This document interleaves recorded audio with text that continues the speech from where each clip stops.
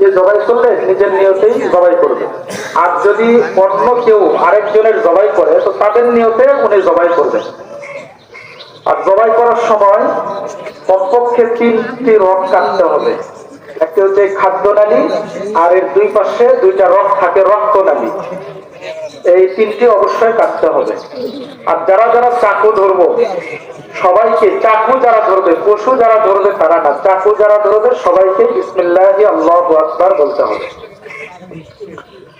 আর কুরবানির পশু ঠান্ডা হওয়ার আগে হাত পায়ের রগ কাটবো না, পায়ের রগ কাটবো না, চামড়া ছিলবো না।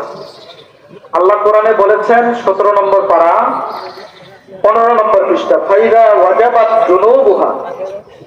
এখানে আগে উটের কথা বলা হয়েছে। উটের কুরবানির নিয়ম হলো দাঁড়িয়ে থাকে, কারণ উটকে শোয়ানো যায় না, বড় প্রাণী, আর গরুকে শোয়ানো যায়।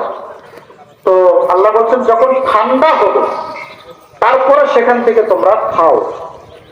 তো ঠান্ডা খাইতে গেলে তো আগে ছিলতে হবে, কিন্তু এই ছিলাটাও ঠান্ডার পর।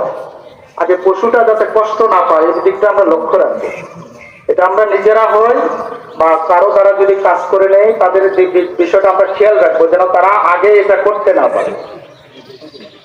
কুরবানির গোশত আল্লাহ বলেন ফাকুলু মিনহা ওয়া আত'আমুল কানিআ ওয়াল মুহতার, তোমরা নিজেরা খাও, আর যারা চায় তাদেরকেও দাও, যারা চায় না তাদেরকেও দাও।